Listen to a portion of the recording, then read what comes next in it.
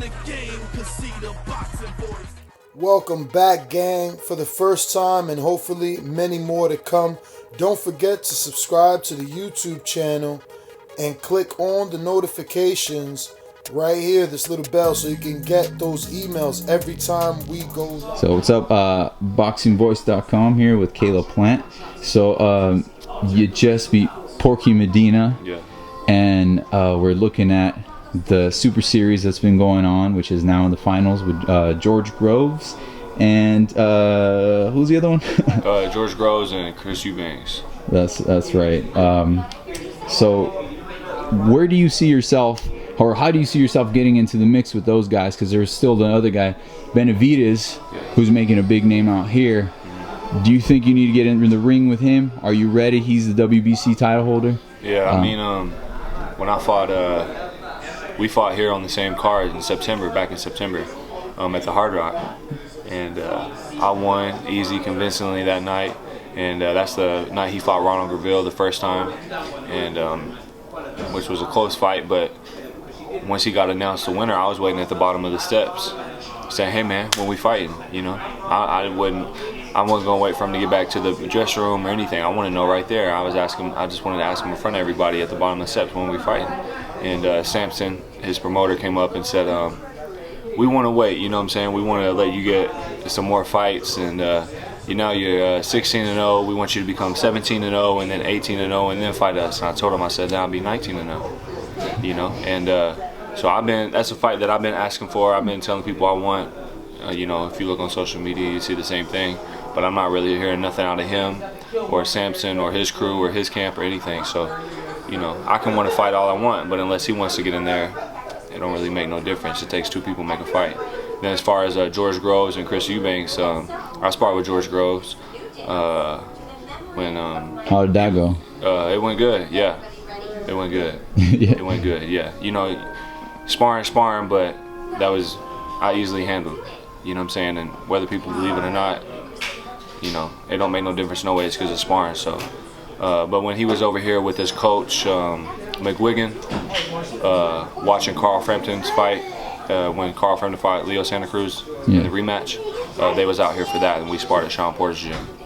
So yeah, super middleweight division is hot right now. So it is, and I think that the tournament actually brought back a lot of the, you know, the attraction, just like the Super Six did years ago.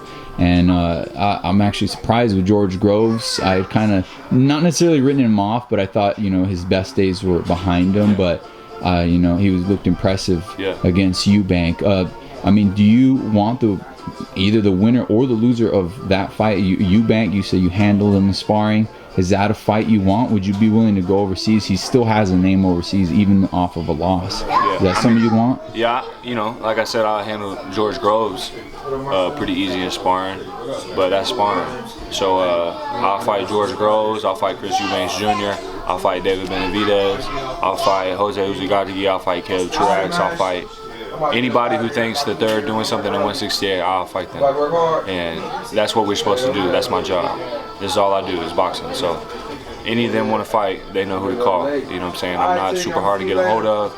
I'm not super difficult on, you know, this or that. If you want to fight, we can fight. It don't matter to me. Whatever it is, parking lot, backyard, it don't matter to me. I just want to fight. So it's been tough throughout my career. It's been tough to get, you know, name opponents, step up fights.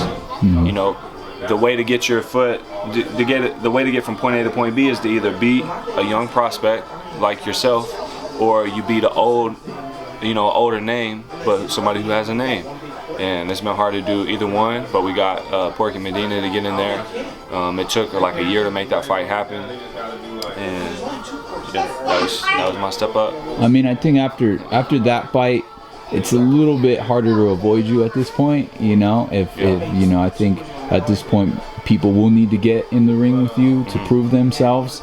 But you are at that spot that's kind of hard to flip over from the prospect into true contender and champion status. You know what I mean? So I understand the risk versus the reward factor in all of it. So how do you make, I guess, the reward worth it to these guys that have names? And as I asked before, are you willing to go overseas? Because like those guys, I mean, they sell out arenas out there, and there's some big stuff going on. Is it, you're still early in your career?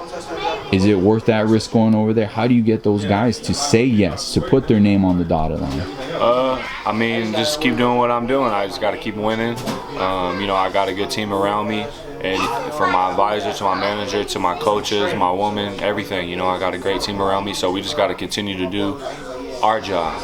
And you know, when we get those opportunities, you know, we just have to be successful. You know what I'm saying? When those opportunities are tossed to us, and not just be successful, but try to do it in passion. And that's what I feel like I've done up to this point in my career. So it's just about taking it step by step, seeing who we can get in there, and when we get them in there, we just gotta, you know, do what we do. Welcome back, gang, for the first time, and hopefully many more to come.